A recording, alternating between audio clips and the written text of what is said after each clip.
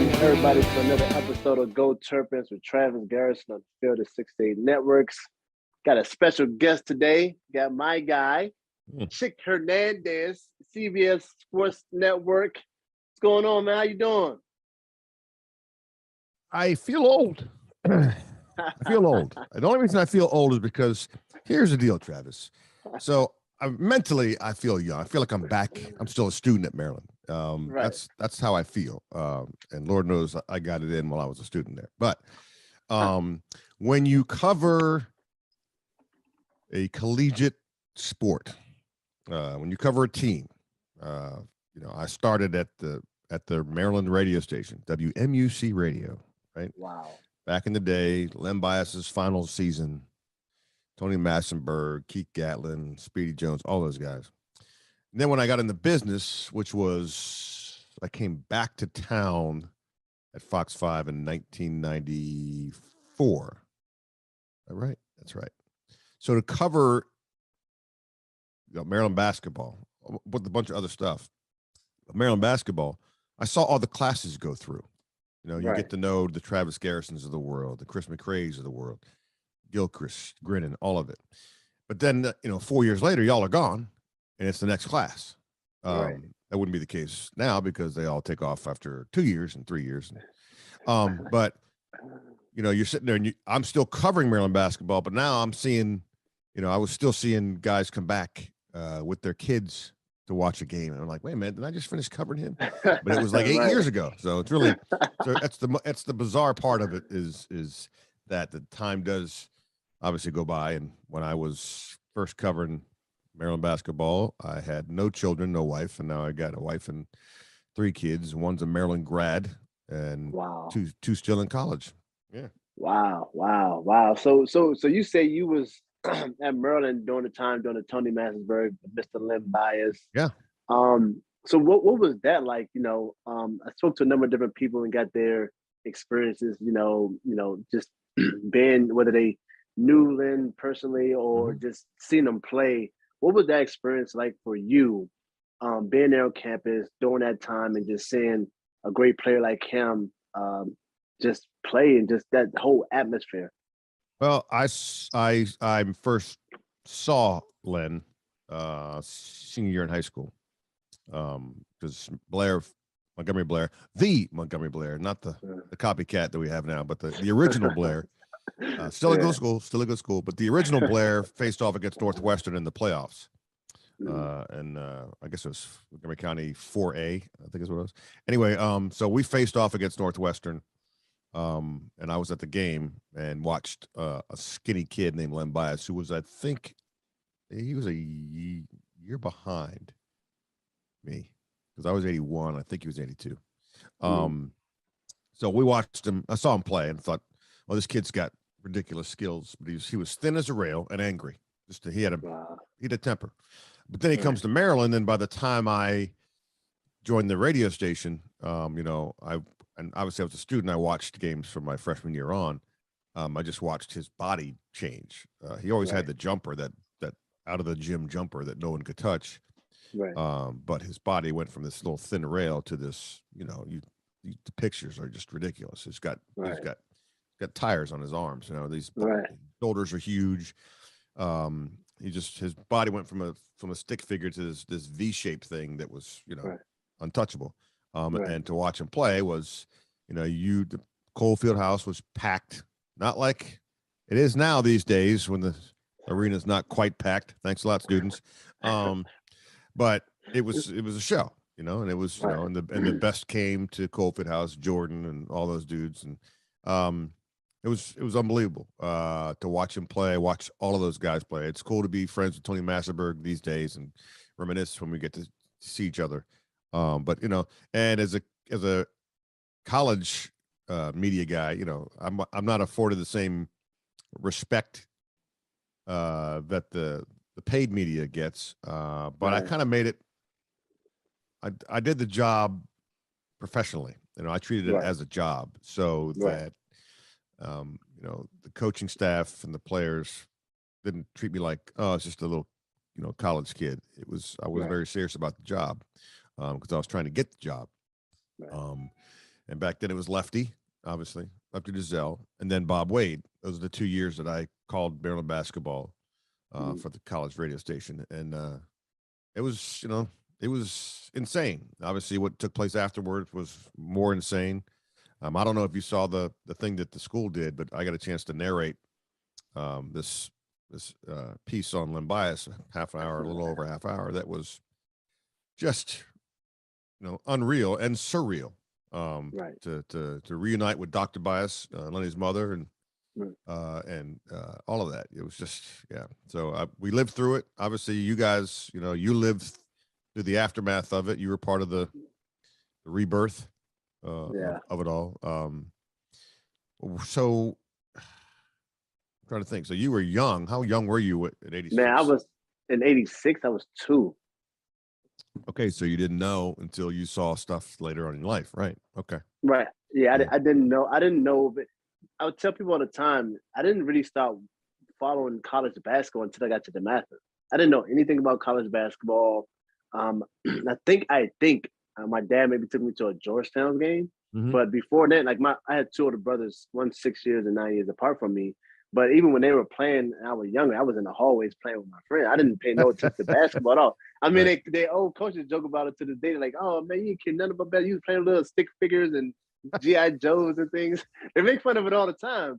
So I didn't until I got to the Mather when all these college coaches started coming through the hallways and, Keith, Joe Forte. I mean, the gyms used to be packed. So I'm like, who was that? Who was that? Right. So going through the Mather, I had to basically get a crash course on college basketball. Sure. So I had a few guys that I knew that went to Maryland, and they kind of gave me the history of Len Bias and her stories, and obviously when I ended up going there talking to guys, and then Coach Dave Dickerson gave me a tape. I think when they played against North Carolina. Yeah. I think when North Carolina was #1, I got that tape. Well, I think my brother took that tape from me, so he has that tape. So, but so he has that tape. But yeah, around that time I didn't know anything about. Sure. I didn't know anything about nothing. So yeah, I mean, they were unbelievable times, really good, and then really tragic, and then the long climb back with your boy G-Dub, Gary Williams, who I consider a friend. I played golf with him a few times a year. And I tell the story that, we broadcast some of the games. I was doing play-by-play for some of the games, early season games for Comcast Sportsnet. So I asked Coach Williams, hey, do you mind if I come by a practice to just kind of get a feel for the guys, even though I've covered the team? He goes, and I thought he'd say, get out of here, because you're doing the game, you're broadcasting the game. All of a sudden I was in a different section, in his mind. Oh, you're doing the game. Okay, yeah, you can come on by. And I went by. We were walking into the auxiliary gym. My name's on the wall. Guest today, right? It was Chick Hernandez and, of course, the booster, Jack Heisey, right? So I'm watching practice, and it's at that moment that it dawns on me, because everybody thought Gary was a lunatic on the sidelines, right? Sweating, screaming. But in the practice, at least the one that I watched, he coached, as you well know, he coached players 1 through 12. Right. When you're doing your practice, this is why you make this cut. There's not a whole lot of screaming unless you really screwed up. But otherwise, it was like, here's why we do this. This is what they're going to do. And so in case, Mike Grinning gets in that game late, he knows what he's got to do. Right. Right. So that was fascinating to watch that and see that. And it dawns on me like, okay, this is why this guy is one of the best in-game coaches in the country and really of all time. That's what he was. He was one of those guys. And I remember and he's got such peripheral vision. I was sitting there watching a practice, and I turned my head and I saw Mr. Heisey up against the wall asleep. I'm like, and I literally looked there for 4 seconds. I'm just like, oh, okay. But he's, he was an old dude, booster, all of that. Right. So I'm looking over at him, and then I hear this, you gonna watch practice or not? And I turn around, and there's G-Dub yelling at me. I'm like, and I wanted to go but that dude's sleeping.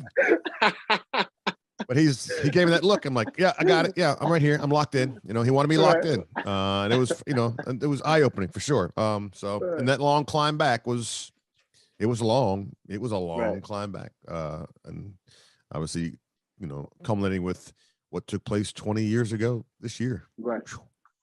Absolutely. And I tell people all the time, in regards to when they ask me about G-Dub, oh, how's Coach G-Dub? And I said, look, if you know him, if he knows you, then he's a different person, like real Correct. cool, makes crack jokes and this, that, Right. and the third. But if he doesn't know you, then he may not say anything to you at all. Right. He may walk into a room and stand in the corner and just be quiet because that's just how he is. Right. Right. That's just how he is. Yeah, that wall goes up, and he's always, it's like he coached. He comes in and assesses the situation, right? It's like, all right, Right. what do I got to worry about? Where, it's like I liken him to like a CIA agent. He comes into a room, where's my exit? Where are my exit points? But I know where everything is. Okay, and then I'm okay. I'm good. And so Right. if all hell breaks loose, one of the first guys out going the right direction will be Gary Williams. Right. Hey, so quick question. What made you want to do game by game, be a reporter? Like what made you do that? Like was it something that somebody you watched was like, that's pretty cool, I want to get into that? Or you just Right. like a sports, like you was really into sports and you just wanted to cover it? Like how did Mr. Hernandez, Mr. Chick Hernandez get his start and want to do it? Well, I didn't grow to be the size of Travis Garrison. That's the problem. I was a pretty good football player and baseball player, and I literally had my junior year. Some scouts came out to watch a couple seniors play on the Blair squad. We had three all Met guys, so they came to watch, and I had a ridiculous game at wideout. Caught everything. Just at 5'6". Didn't matter. I was going to run the routes the way they're supposed to be run, get myself open, and I caught everything. Couldn't miss. And I had a scout come in from Temple to the locker room after the game and said, he was talking to the seniors, and then he came over to me, and I'll never forget. He's like, hey, that was a hell of a game, son. I'm like, thanks, appreciate it. I'm from Temple. I got a scholarship waiting for you. And I went, huh? Wow. He's like, I'm a junior. He goes, I know you're a junior, but after next year, I got a scholarship waiting for you. You just got to do one thing. I was like, what's that? He goes, you got to grow 6 inches. Wow. I'm like, I'm looking at my brain went immediately to my family lineage went, well, my father's 4'11", my mom is 5'5". Hey, this ain't happening. And I had two buddies who actually grew 6 inches in that year. Pissed me off big time. So needless to say, that didn't happen. So I wanted to be a collegiate professional athlete. That wasn't going to happen. Right. And when I played junior college football at MC, and then transferred to Maryland. And it was just, I was a class clown, for heaven's sakes, from years 1 through 12. I believe that. I can see that.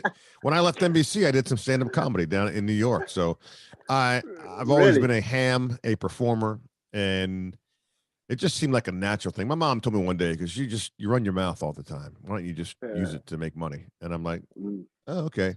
So I went to Maryland. I was still even though I was a class clown, I was still a very bashful kid. I used my humor to get dates. I didn't have a rap, Right. I used my humor. And when I joined the fraternity, Sigma Chi at Maryland, was when I kind of got confidence, because I was the athletic chairman of our house. When at Sigma Chi, it's a big deal, intramural sports. So once I took over as a athletic director, I got this confidence, because I'd gone up to the radio station like 2 times before and then chickened out. But when I got into Sigma Chi, I basically knocked on their door and said, I'll be your sports director. I said, well, we got to have auditions. I said, okay, but after the auditions, I'll be your sports director. And they were like, okay, all right, young man.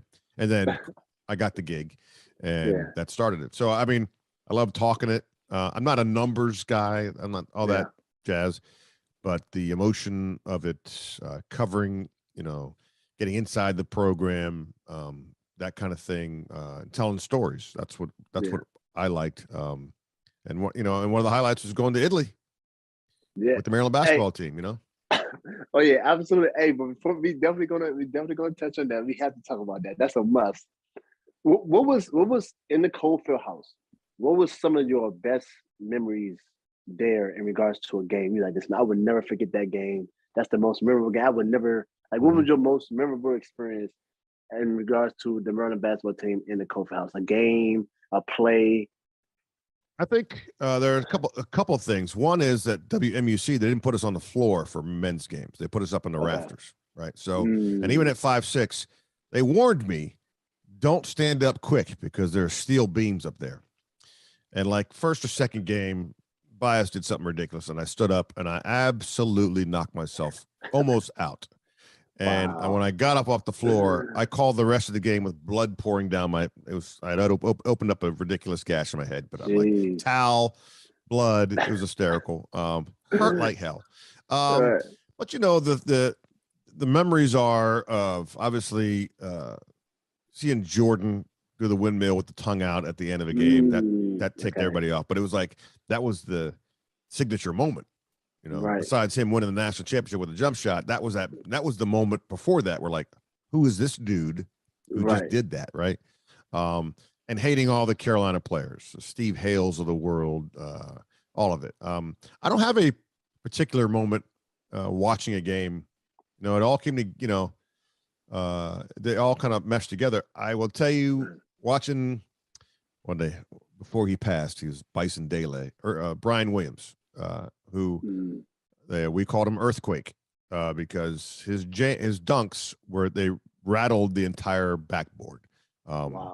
He was a different cat, but you could see the pure talent. So it wasn't really a game for me because there were so many games, you know, and Lenny's last year and then Wade's 2 years, you know, and that team going to the dance the next, you know, that Wade's first year and being in being in Louisville and beating, I believe it was Brian Shaw's Santa Barbara Gauchos in the first round, and then facing Kentucky and Rex Chapman in the next round. And I'll never forget this. Being in the elevator at the hotel, and I'm coming down the elevator with Rex Chapman and his backcourt mate Ed Davender, and a Kentucky family gets on, mother, father, and a little boy, and it's just me in the elevator. So I know who they are. They're about to face us the next day. I don't say a word, and then this is going to sound gross, but Rex just rips a fart in the elevator out loud, and I'm like. I turn, and the mother says to the kid, "Did you hear that, Johnny? Rex farted," because they're Kentucky fans, and they thought that was cool. And I look over at Ed Davender, who is a brother, I believe from New York, and he just looks at me. So we're the only two people of color in that elevator, and he gives me a look like, "Yeah, man, this is my life. This is what I deal with every single day." And I'm like, I just shook my head. Got off the elevator. I'm like, I don't believe what I just saw. So those are the memories that I have. The games are the games, you know, games are the games. You know, that's as a college student and, you know, and then covering it, you know, the run 2001 or 2000, maybe 2000, didn't they go back? Didn't you go back? Yeah, after the back to back. And then within 5 minutes of the first game, Nick Keener-Medley dislocates his ankle. And you talking about after they won our freshman year, after they won a national championship. Yeah, he broke it against the Michigan State in the Sweet 16. Michigan State, right? And they still had a chance to win. And Steve Blake hit one off the back edge of the rim, and I was literally on my phone with my travel agent because, and once Nick was out, I thought, well, there's no chance. They got no chance, and they fought. But I had my one of my good friends was a producer. He was getting married in Las Vegas that weekend. And I'm like, first off, what sports producer schedules a wedding during March Madness? But his wife was a news person, and there was the only time. So I'm literally on my cell phone with my travel agent, and I'm doing play-by-play. My first play-by-play, I'm like, so listen, if Maryland wins, I'm staying here. If Maryland loses, book that flight to Vegas. And I did play-by-play, last play, down the court. And Blake, top of the key, booked the flight to Vegas. They lost. Click. Those are the kind of memories I have. All right. Hey, that's wild, man. Yeah, for some reason, man, I always keep forgetting that Nick broke his foot that game. Until people tell me, like, yeah, you know, Nick broke it. I said, I don't remember that. Like, dislocated ankle. Gary tells a great story. Dislocated ankle. He comes out on the court. JJ Bush is, kneel down over Nick, and Bush looks up at Gary and goes, he's not coming back. And Gary can see the foot's pointing in a different direction. And coach is like, you think? that's game time G-Dub right there. Oh yeah. Man. You never know what you're gonna get. You never know. Well, but you guys got yelled at, right? You got yelled at a little bit. So I mean, what? Yeah, all the time. That was nothing. That was just like conversation. Right. People always ask me all the time, like, what's the difference between Coach Williams and Coach Wooten? I said, look, kid, it's little in between, believe it or not. One actually yelled, like used his voice to yell, projected, like talk loudly, and one used a very calm voice, but they got the same point across because Coach Wooten was super sarcastic, and he was very good with his words, and he could cut you very deep with his words. Great human being. I'm talking like the greatest human being ever. But when he wanted to make you work harder, and he's using like some type of philosophy, psychology, where he's using all type of stuff. Daggers to the heart. I tell people all the time. I say it was one particular game. We lost to O'Connell, and we watched a video the next day, and he's killing us. Like because we lost to Joe Wooten, his son. Oh right. Oh, he is killing us to the point. We're walking out the locker. I'm talking me, Elijah Brooks, Corey. We walking out the locker room. We like contemplating our career at this point. We like, do we want to? It was no. You think I'm playing like it was that bad. Like he was just like, and he wasn't doing no yelling. He was just killing us with the words. Like, just like I'm like, yeah. We like, man. Like we looking at each other walking out there. Like everybody shaking their heads. Like, man. But that's I tell people all the time. Like, just because you ain't hear him yelling, don't think that he didn't know how to get to you. Right. And speaking of high school, that's when I first got introduced to you. I don't know if we directly met High School Sports Show. Oh, the Washington Post High School Sports Show. Yeah, I was. Yeah. That's the first time I think, like, because people used to tell me, once I found out it was on, I didn't know anything about it until like, so they say, oh, you was on TV. And I was like, oh, what? And it's on Sundays. Sundays, I believe. Sundays and Saturdays. Yeah. Mark Thomas was the producer of it, who's now the husband of one Brenda Fries. Mark did a great job because he did all the legwork. I literally was the face because it was like, need to come in and tape this. I forgot what day we taped it, but it was such a well-oiled machine. And, I was in Augusta, Georgia for 3 years, small market, and I knew the value of covering high school sports because we did a Friday night football show that was insane. The response we got. So, every parent, every uncle, aunt, friend wants to see their people on TV. And so that was while it was not a moneymaker for Fox 5, it was certainly a very popular show I guess we did it for 2 years. People still ask me to this day, really? Why don't you do that show? I'm like, we'll talk to the Washington Post, tell them they're sponsoring it was only for 2 years? That's what it feels like. Because I was only at Fox 5. Actually, you know what? Might have been more than that because I was at Fox 5. Okay, more than that, because I was at Fox 5 for 6, but I didn't do it for the entire 6 years, for sure. And I think I did it 1 year at Comcast Sports. So, but it felt like it was a short run because Mark was, you got to get to all those games, basketball, football, tell stories, the offbeat sports, all that jazz. And Mark did a hell of a job with that. And I still have videotapes of those things. My mom recorded everything. She recorded. My mom literally has recorded the games from every single game I played at Maryland.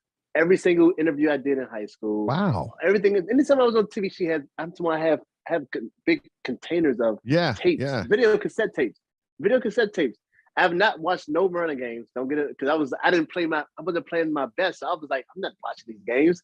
So any games I'll probably watch like the ACC tournament. That's like the only games I like really watch or when I play well. I never watch any other games. But yeah. But I literally have like big buckets of videotapes from all sorts of things. Yeah, man. I never liked it back when I was younger. Really? I used to tell my mom like I don't care. No, I didn't care. But now as I'm older, I can show my kids. Like, your kids. Yeah, like like check this out. Like, oh, Dad, you're on TV. I guess so. That's the cool don't you have a kid that just started playing ball, by the way? My daughter, man, she's 9. she's 9, but she's tall and long. So she did everything else like hip hop, ballet, swimming, t-ball, lacrosse, track. She did all that other stuff, and I was like, you want to try basketball? Like I'm asking like a couple of years, and like during COVID, like we weren't doing anything, and now take the boys and we're going down to the court and we're playing like 2-on-2. Yeah. My oldest boy, he don't really care. My oldest son, he can care less. But I saw my daughter's very competitive, and she can hold her own against the boys. So I saw it then. So I'll ask her like, "Hey, you want to give basketball a try?" She's like, "Nah, dad. So maybe like a month and a half ago, she comes to me. She said, "Dad, I think I want to go try for the I want to go for the basketball team." I'm like, "Huh?" She said, "Yeah, my friends, they're playing, so I want to play with them." I said, "Okay," and that's cool because I was like, "Okay," it took her friend, and I knew it was going to take other girls. It was her decision.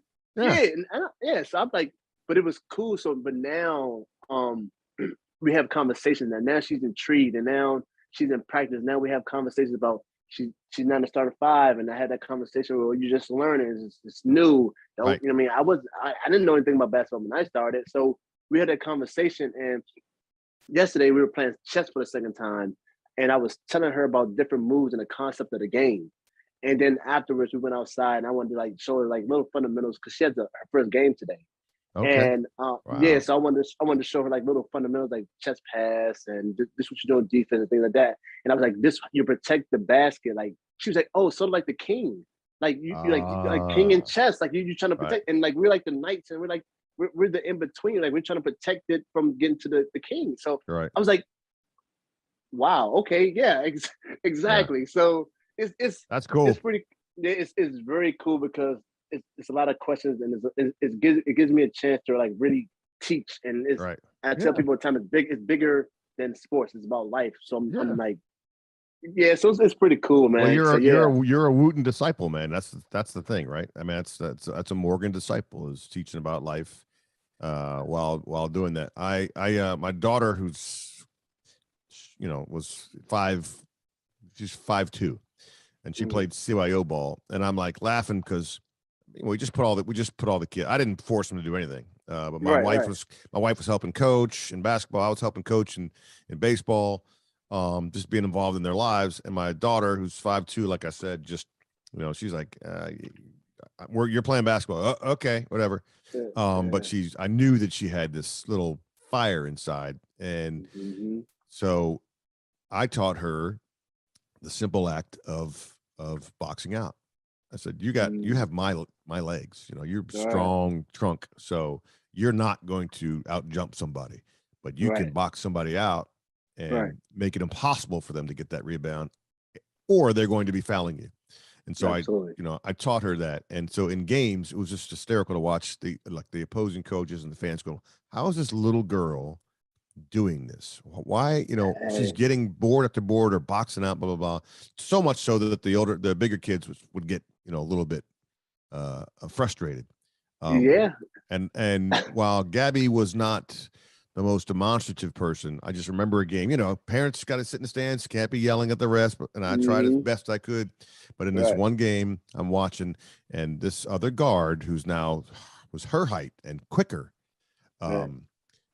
she came down the court and she got inside and she bowed my daughter once. And I'm like, whoa. And I kind of yelled. And it happened a few times. So at halftime, I walked down to the court and I told the referee, "If I see number 12 hit my daughter with an elbow again, I'm coming out if you don't call something." And he's like, "Sir," I'm like, and I'm just telling you, very calm, "I'm just telling you what's going to happen." We're back in the stands, and the first time down the court, that girl threw a bow, and before I could get up, my daughter went and just gave her one right to the jaw. Yeah, wow. And I sat back down and said, "Okay, I'm good." She got it. Taking care of herself. That was awesome. She got it. Yeah, man. I'm definitely looking forward to this journey. And they both, my oldest, he swims now, and my daughter, she's also still swims. So I'm not trying to pack it with, I'm not trying to pack it with where I'm not trying to pack her with too much stuff because she's super energetic. Like she can handle it. But I'm trying to little by little. Good. Hey, but before we move on to talk about some more Maryland basketball, let me tell you guys a little bit about our partners over at BetRivers Sportsbook. If you haven't signed up with BetRivers yet, now's the time because they are offering a $250 match bonus for your first deposit. But what sets them apart is that they require just one playthrough to turn your bonus into cash money. With their new Rush Pay instant approval, withdrawing winnings is safe, more secure, and more reliable. With the basketball season tipping off, get in on the action by going to betrivers.com today or by downloading the BetRivers app. Must be 21 years or older. Gambling problem? Call 1-800-GAMBLER. Now, you brought it up earlier. You know we got to talk about it. We got to talk about it. So okay, win the ACC championship. You know, what was your experience? So you watched. What was your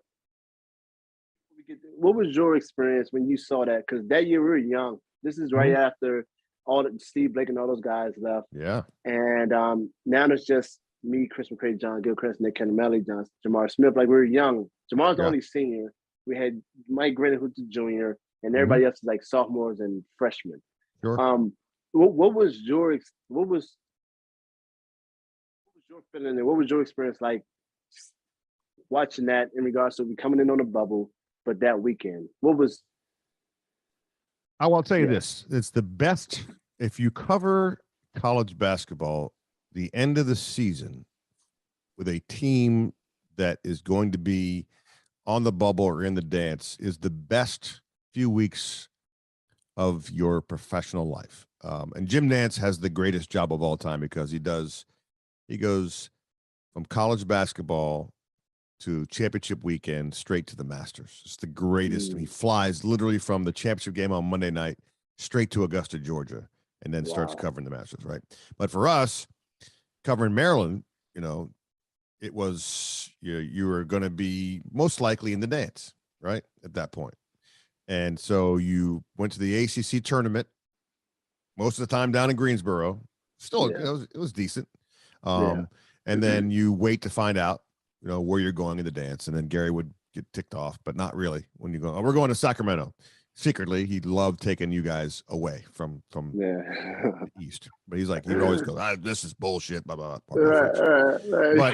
But those on the inside went, he likes that a lot because it got a chance to get away. So that run obviously was unexpected in the ACC tournament. And you're just like, wait a second. They did what? They beat 1, 2, and 3. It's like, huh?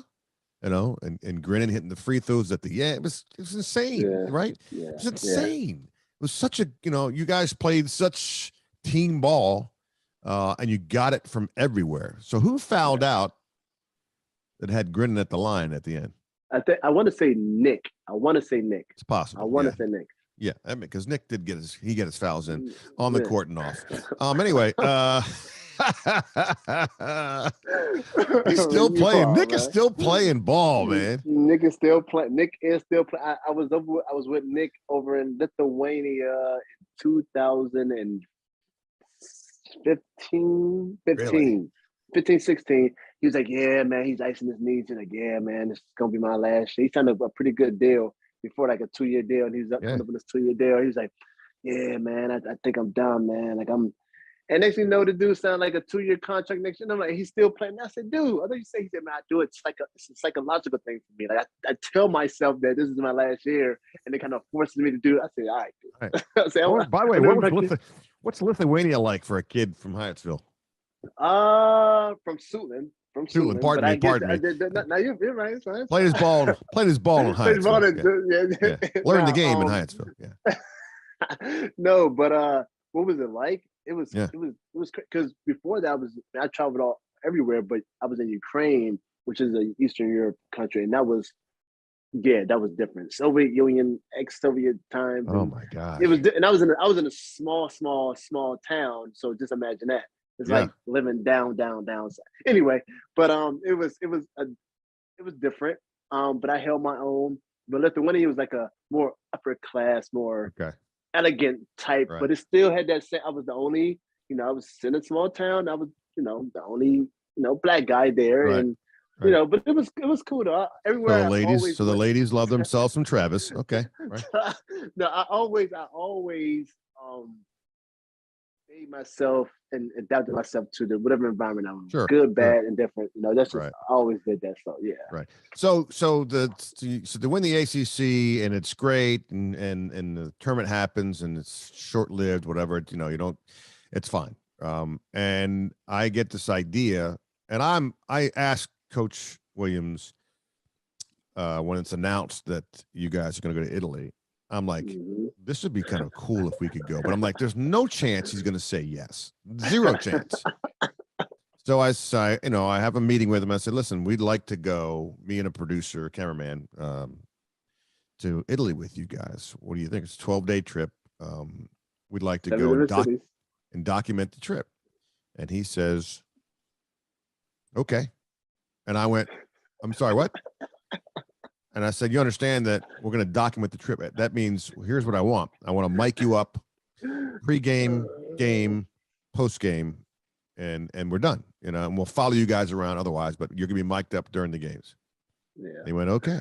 And I went, oh, crap. Like, oh, my gosh. Then I go back to the Comcast Sportsnet. Here, we got this deal. Let's work it out sponsor-wise so that we can go on the trip. Me and Tim Delaney was my cameraman / producer.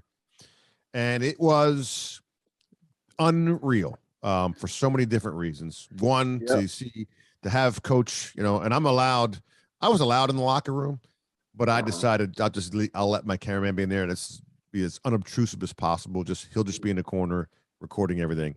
And that's what we did. And, you guys played 5 games. The first day was like one of the most amazing because we remember showing up. Well, first off, you knuckleheads. I mean, it's Italy. It's going to be some of the best food. And I think right off the bus, I'm hearing guys going, where's the McDonald's? I'm like, what? McDonald's? Come on, man. And I remember like the first true meal you guys had, you got like 2 plates in and everybody's like, this is it. And I'm thinking to myself, oh, they have no idea that there's like 5 more courses coming. It kept coming. It kept coming, man. I gained about 20 pounds that trip, but go ahead. And it was cool because each game at pregame, I would sit on the bench while you guys were warming up and Gary would be down there at his seat. And I started like 5 seats away and I just sat and watched the game. Then I hear him, he'd say something to me and I go, what? And we start talking. And each game I move 1 seat closer, which for a Maryland guy, no one else is seeing this, but the folks that are in Italy. No one else, nobody from Terp Nation's seeing this. And by the end, the final game, I sat next to him and he's talking about his parents. And I'm like, no one's going to believe this is happening. Wow. But so the highlights are him singing Volare in that restaurant in the Tuscany region. Phenomenal. My camera being stolen from the bus. My video camera sucked. And of course, the aforementioned John Gilchrist, who lost his mind on that trip. I had seen it. I watched it in person because him and Mike Grinnan were in the layup line together, and I saw John fire one and almost took off Grinnan's face. And I thought to myself, what's going on there? He wouldn't take his sweats off and warm up. I'm like, this is weird. Something's going on. And then I just saw it kind of, he had been told by his people he should be in the pros and kind of lost his mind. He had some issues. He's doing. I know you've talked to him since. I'm sure. I mean, his transformation's been spectacular to watch. Absolutely, very proud of him. But those 12 days, was difficult to watch.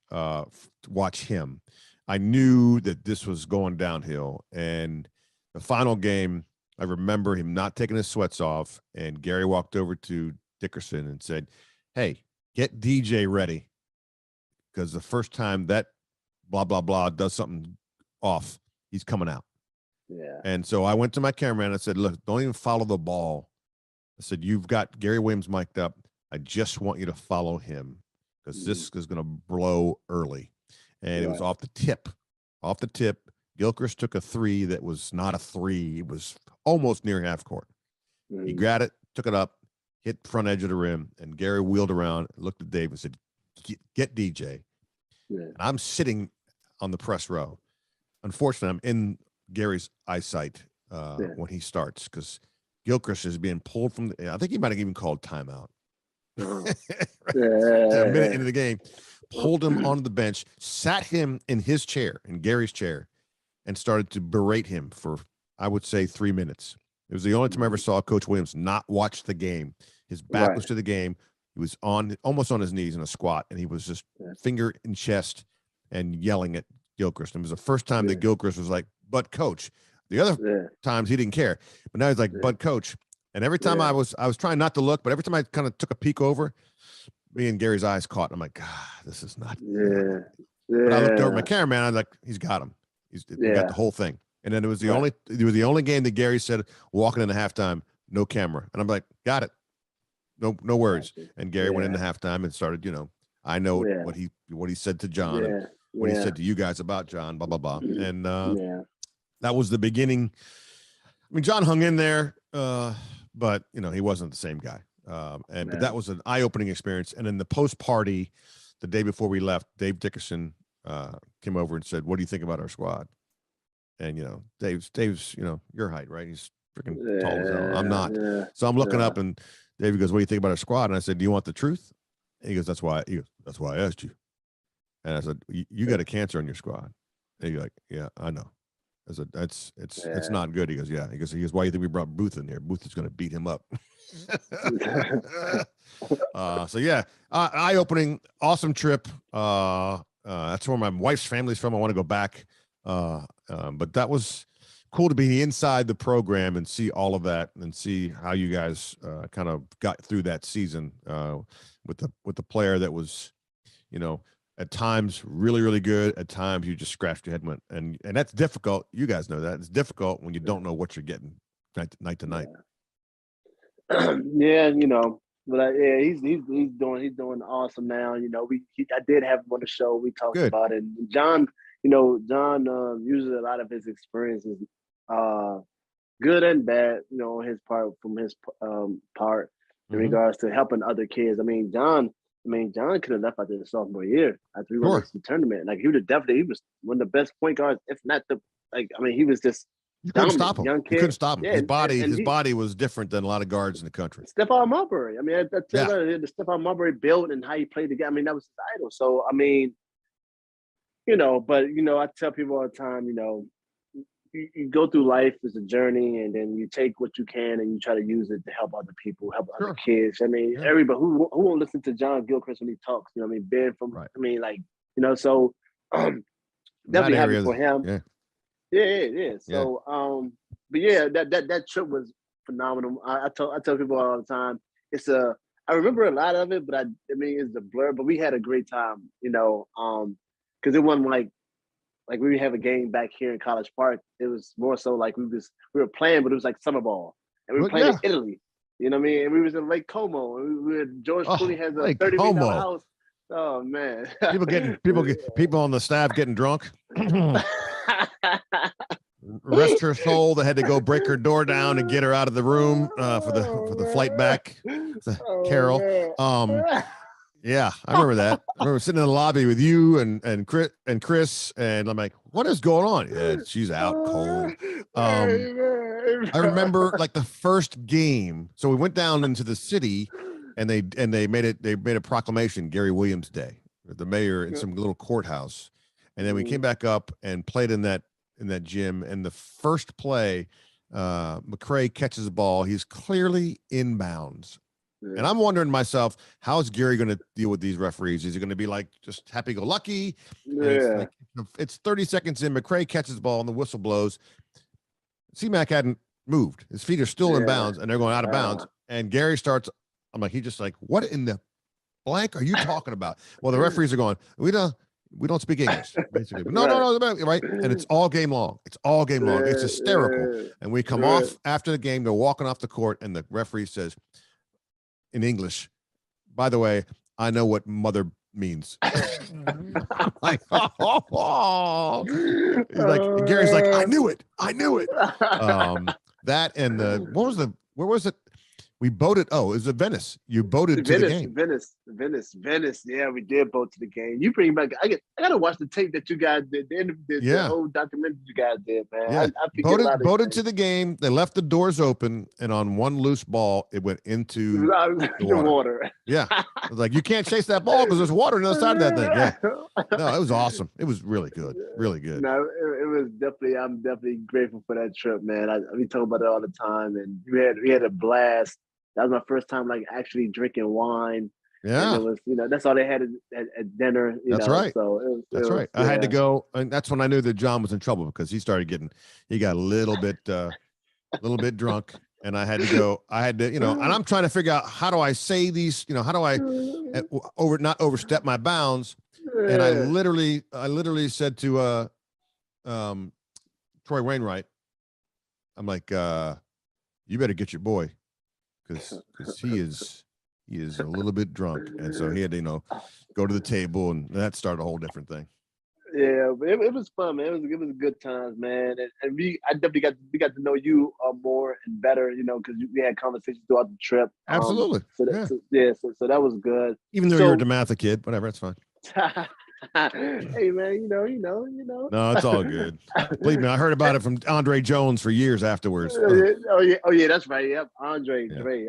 Yeah. So now we're in 2022, and things are the way they are. What are your thoughts on that? What are your thoughts on, Coach Turgeon leaving when he did, and the state of the coaching vacancy now, in a sense? What are your thoughts? I think my thoughts are, I think it's unfortunate that Mark left. I know that, for some reason, look, this is 20 years since our school won the national championship, and our fan base thinks that we are elite, and we're not. Yeah. We're not. We're very, very good. It's a great place to play. If you're a college student coming in, there's so much. It's one of the selling points is you can go down to DC and see history, right? All of that. I don't know all of what happened to Turge. I know that the fan base was very critical and over the top critical. And in social media, you can reach out to his family, and in that case, it's disgusting what was said online to him and to his family. And that's something that no coach should have to deal with. But we're in that day and age now where we got Twitter muscles and we can say whatever they want, right? Yeah. So that was part of it. Expectations. Listen, I always thought following a legend is difficult. And following Gary was going to be difficult. Mark did a really good job coming in, and then 3 years in, by the way, guys, you guys are going to the Big Ten. Oh, because he thought he was coaching ACC, right? Yeah, right. And that's a huge change. That's a different brand of ball. So it was unfortunate. I think by his own estimation, he underachieved. Certainly by Terp Nation estimations, he underachieved. I didn't like the way that the exit happened. And I don't know what the current situation's going to end up like. Danny Manning can win the job for sure. If he comes out and, gets this team playing, really well. Obviously they got the big win over Illinois the other night. If he can turn this around and get these guys playing and get to postseason, he's got a real shot. I just, and talking to people around the country, I've got couple of assistants around the country calling me, hey, put my name in with Damon Evans. I'm like, what are you talking about? I don't have any gas in this. What are you talking about? Right. I'm like, you just make your phone calls. You got agents. Everything. You guys do the job. I can't. Yeah. Damon's gonna look at me like, why are you talking to me about that? Yeah. And he's right. So it can be a really good job. It's just going to be it's a difficult job because you're not in Michigan. You're not the Big Ten, right? You're going to have to figure out a way to make some hay with it. I don't know. It's a great job to have. It's great on the resume. You can make a name for yourself if you get this team in the right direction. The other thing is, and I know some of it's COVID related. I don't remember the last time I was at a game at Xfinity where it was filled up. and the crowd was rowdy. I mean, literally the last time I remember that is Gravis, hitting a jumper at the end of a game. I know it's happened since, but I just don't feel it. I don't feel it. Right. It's not the same. Right. It's yeah. So that's how I feel about it. They got some really nice players. I love Dante. I knew Dante Scott was going to be good the first time I saw him on the court, because he's got that body, right? Right. But even as a freshman, you're like, oh, he got a little movement to him, right? And now he's got to, and Fats. I called a Rhode Island game 2 weeks ago, and talked to Todd Bozeman, and Bose is like, oh, Fats. He goes, Fats down there in Maryland. And I go, yeah. He goes, that dude will get it done, and you can see what Fats is doing. He's just so much faster than most humans on a basketball court. Sometimes he plays a little bit too fast for the guys that are with him on the court. But no, it's I hope that we can get to where we're a perennial power again. It's just gonna take the right guy, whether that's Danny Manning or not. I don't know. Yeah, no, it's definitely gonna be a big story when it happens, to see who they end up signing. I mean, people, whether it's an elite school or not, it's just because that school has the spotlight on them right now, and they only had a few coaches before then, so it's like, who's stepping up next, and everybody's going to be looking. Yeah, do you go with a well-known name that left somewhere to come here, or do you go with a young name? Gary was young when he took over. He come from Ohio State. But that was his alma mater, and he forged that. It's funny thinking back to those days with 89, right? 89, yeah, 89, 90, when Gary came in. Just the fire that he had, and have you had Walt on yet? Yes, I had Walt on. He was one of my first guests. Yeah, you have to. Great stories, man. Great stories, man. Great phenomenal stories. And every time you talk to Gary about Walt, Gary's lip starts to quiver, because he knows that's the dude that literally said, "No, I'm not going anywhere, even though we're on probation. I'm gonna play." And and the dude, the best part, one of the great moments was because he went on that tear where he was throwing up 30, 33 a game for like this long stretch, and no one knew who this guy Walt Williams was, because all they did was read it in the box scores. He wasn't on TV. Right. Wow. And then when he got on TV, they're like, "Who's the dude with the socks up to his kneecap?" That's PG County right there, man. Let's go. That's big, bro. That's big, bro. And then he went and had a great NBA career. So very cool. Yeah, he and of course Gary tells me about it, because Gary thinks I look like him. He used to call me Walt. Oh, wait, when you walked the door, man, I thought you was Walt. I was like, come on. Really? Man. Even his sister. So his sister's married to my best friend's uncle. And I walked through the door. She said, "I thought you was my brother for a minute." I said, "Really? What?"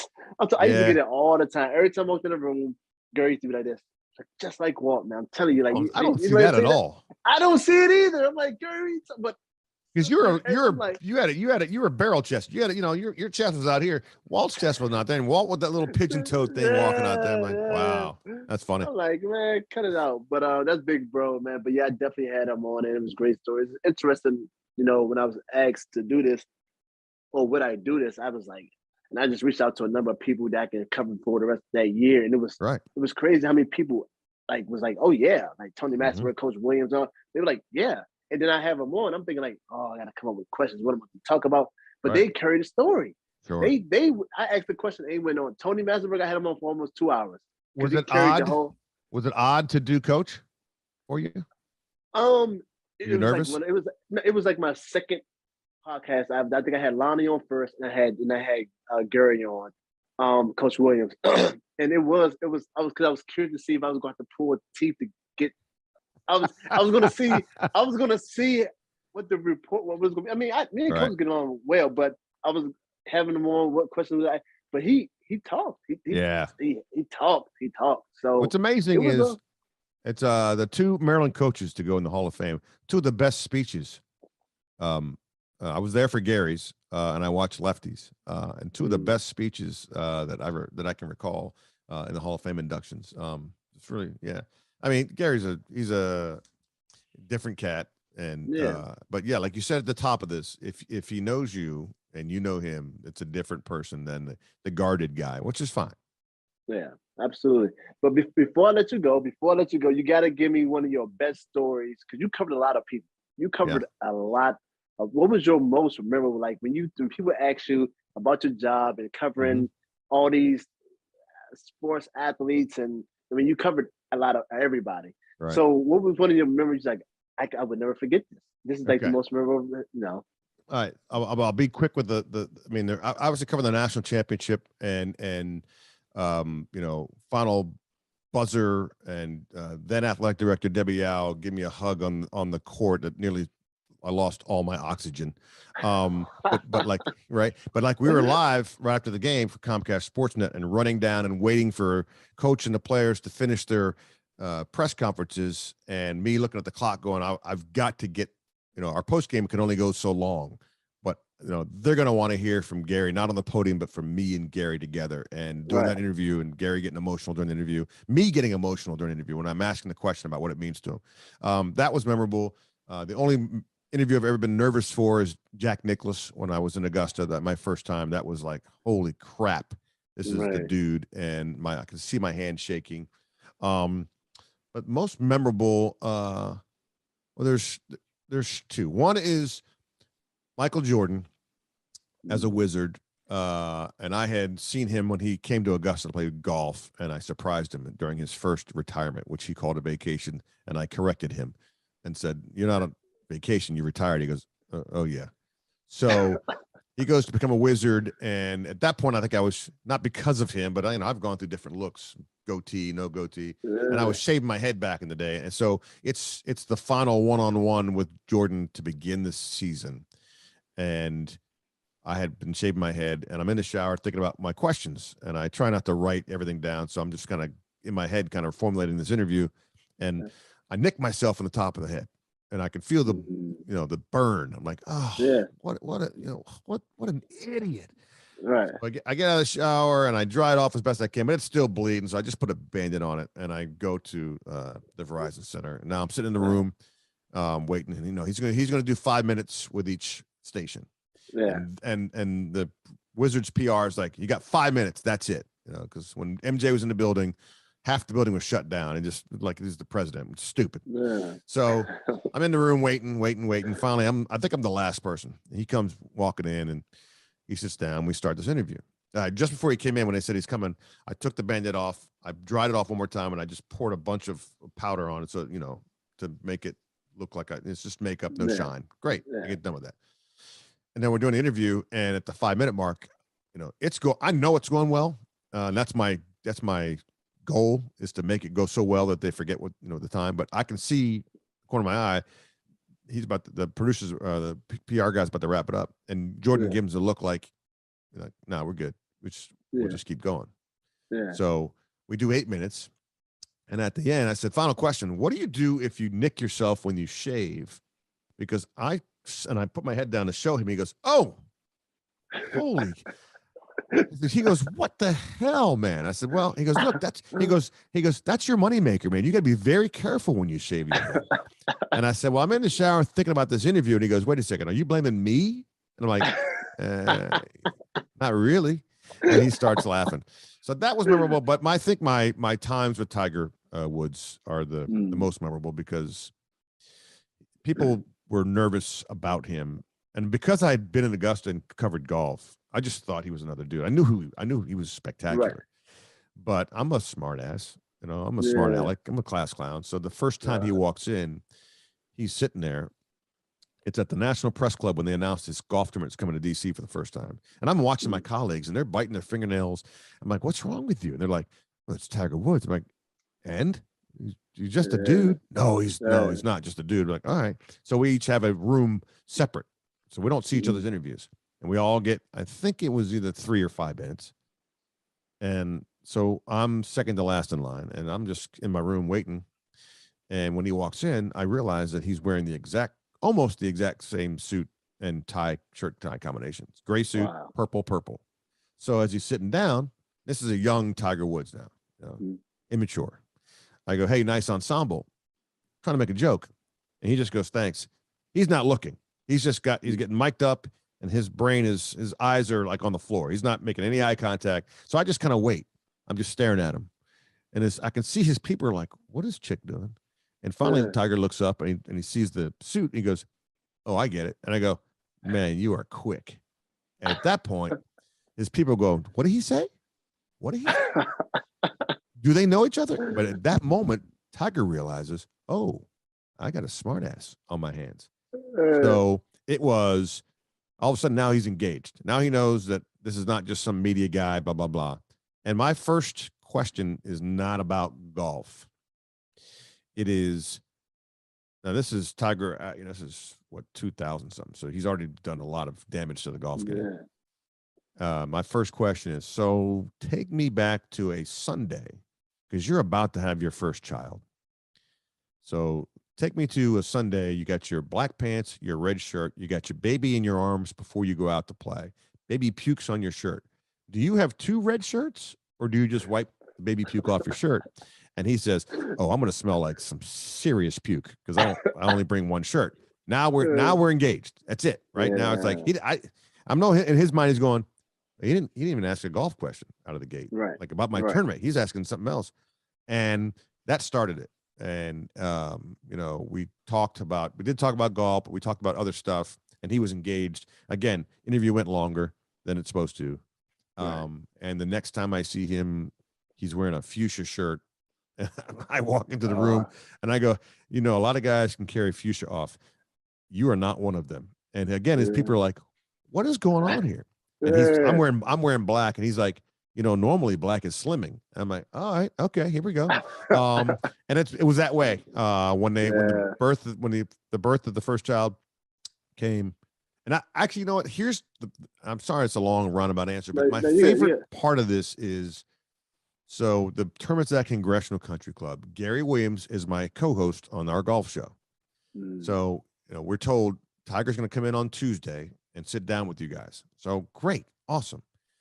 And so I'm thinking, how do I make this interview, special? It's already going to be different because Gary's there. And I know Tiger's a basketball fan. That's going to be great.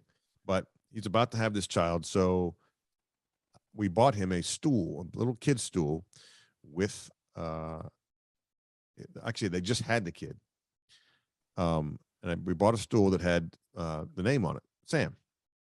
It was beautiful, right? It's a little gift that when it opens up, it's a stool that kid will sit on until they're 2-3 years old.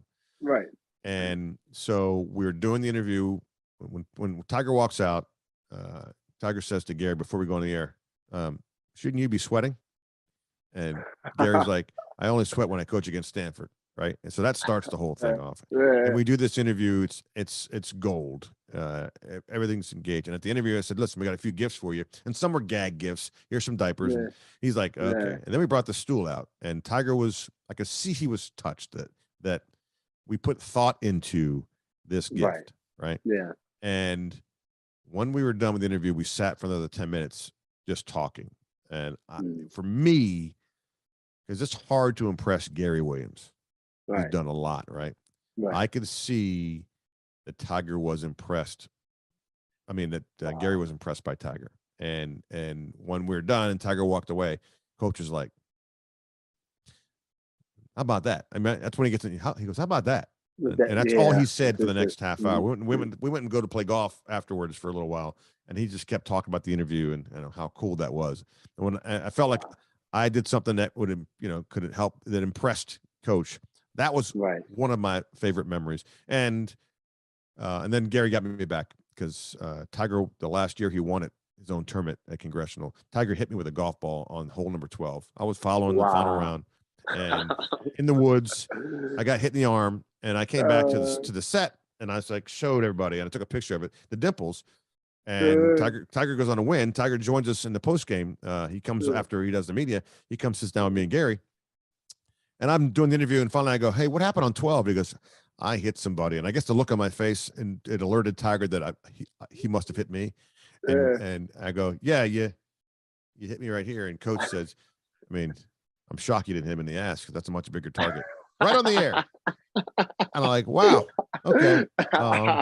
I think that's kind of my those moments. Not so much the actual games, but it's the moments with the folks, and those kind of things that we can always go back on. If I'm with coach, all I gotta do is mention, hey, that Tiger interview, and he'll go, about that, Yeah. right? He'll How start about into that. that? Those are the cool things.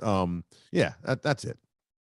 Yeah. Hey, man, awesome stories. Hey, Chick, man, I just want to let you know I appreciate you.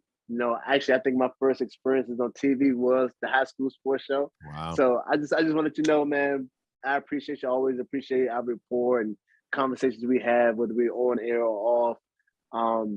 Man, thanks for everything that you've done. Yeah, I appreciate you, man. I appreciate our relationship. I definitely appreciate your time for joining the Go Terps with Travis Garrison on the Philly State Networks. Thanks for taking time. I know you're busy, man. You about to go travel again. So thanks for taking time out, cover a little time out for little old me. I appreciate you, man. Travis, man, like I said at the top, man, it's fun to cover, especially the college athlete, and then see them grow. And obviously, we've kept in touch via social media and stuff, and to see a guy who did his thing, played the sport that he loves, made some bank on it, and then raised a family. That's the most important thing. Is that I think the thing that I will get out of this interview is that as a dad, not pushing your daughter, that's will sit with me, is that this dude has taken stuff from mentors and coaches, and you're instilling that into your own life. So it's fun to watch, you and the Gilchrist of the world who had issues and is now using that in a positive way. That's why people are saying yes to you, because you were a good person to begin with, and there was a little bit of a knucklehead factor, but not much. So I just know that Terp Nation, and I'm proud to be a Terp. And I've had a blast here. If you could just take care of all my parking tickets in College Park, that'd be great. I got a whole bundle myself, so I need some help with that as well. Appreciate you, man. Hey, thank you very much. Thank you.